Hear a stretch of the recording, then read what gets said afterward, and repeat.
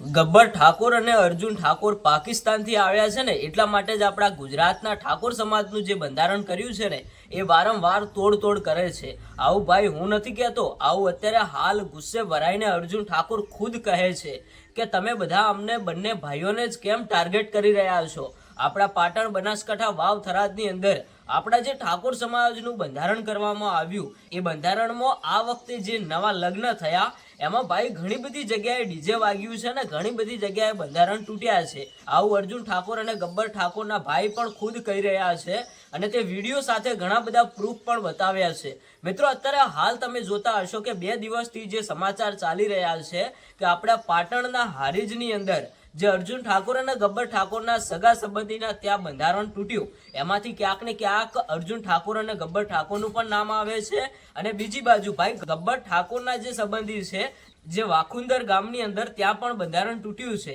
એ જગ્યાએ તો મિત્રો અત્યારે હાલ એક માહિતી મળી રહી છે કે વાખુંદરની અંદર જે બંધારણ તૂટ્યું ત્યાં ભાઈ 1,51,000 રૂપિયાનો દંડ લેવામાં આવ્યો છે અને એ વાતનું બધું સમાધાન કરવામાં આવ્યું છે. પણ ભાઈ પાટણના હારીજની અંદર જે બંધારણ તૂટ્યું એના બાદ અર્જુનભાઈ ઠાકોર, ગબ્બરભાઈ ઠાકોરે એક વિડીયો બનાવીને એવું કહ્યું કે આ વખતે તો બંધારણના કોઈ પણ નિયમના પૈસા આપવામાં આવશે નહીં. પૈસા ક્યારે મળશે? જ્યારે બીજી જગ્યાએ બંધારણ તૂટ્યા છે, જ્યાં ઘણા બધા ગામડાઓમાં ડીજે વાગ્યા છે, ત્યાં બધે જઈને તમે બંધારણ તૂટ્યું છે એનો દંડ લ્યો અથવા તો એ લોકોને સમાજ બહાર કરો, તો જ અમે આ હારીજની અંદર જે બંધારણ તૂટ્યું છે એનો દંડ આપીશું. તો જ અમને એવું લાગશે કે ના ભાઈ ના, બંધારણ બધા માટે સરખું છે. પણ અત્યારે હાલ તો તમે અમને જ ટાર્ગેટ કરી રહ્યા છો. કારણ કે ભાઈ થોડા ટાઈમ પહેલા જે જાબડિયા ગામની અંદર એટલે કે અર્જુનભાઈ ઠાકોર, ગબ્બરભાઈ ઠાકોરના ખુદના ગામની અંદર એમના જ સંબંધીની અંદર જે ડીજે વગાડ્યું, રાસ ગરબા કર્યા, એમાંથી ક્યાંક ને ક્યાંક બંધારણ તૂટ્યુંના આક્ષેપ નાખવામાં આવ્યા હતા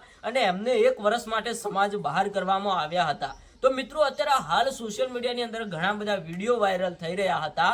અમુક વિડીયો નીચે ભાઈ અર્જુનભાઈ ઠાકોરે એક એવી કોમેન્ટ કરી કે અમે બંને ભાઈઓ પાકિસ્તાનથી નથી આવ્યા, તે તમે લોકો અમને ટાર્ગેટ કરી રહ્યા છો કે બંધારણ તો ઘણા બધા લોકો તોડી રહ્યા છે, પણ નામ ખાલી અર્જુન ઠાકોર અને ગબ્બર ઠાકોરનું જ કેમ આવે છે? ગુજરાતના પાટણ, બનાસકાંઠા, વાવ, થરાદ જિલ્લાની અંદર આપણા ઠાકોર સમાજનું જે બંધારણ થયું એમાં ભાઈ ઘણી બધી જગ્યાએ બંધારણ તૂટ્યું છે, તો બધા લોકો અમને જ કેમ ટાર્ગેટ કરે છે? શું દર્શક મિત્રો, તમારા ગામ કે આજુબાજુના વિસ્તારની અંદર જે આપણા પાટણ, બનાસકાંઠા, વાવ, થરાદના એરિયામાં આવતા હોય તો ભાઈ ત્યાં તમારા ઇલાકામાં ક્યાંય બંધારણ તૂટ્યું કે ન તૂટ્યું એ પણ કોમેન્ટ કરીને જણાવતા જજો.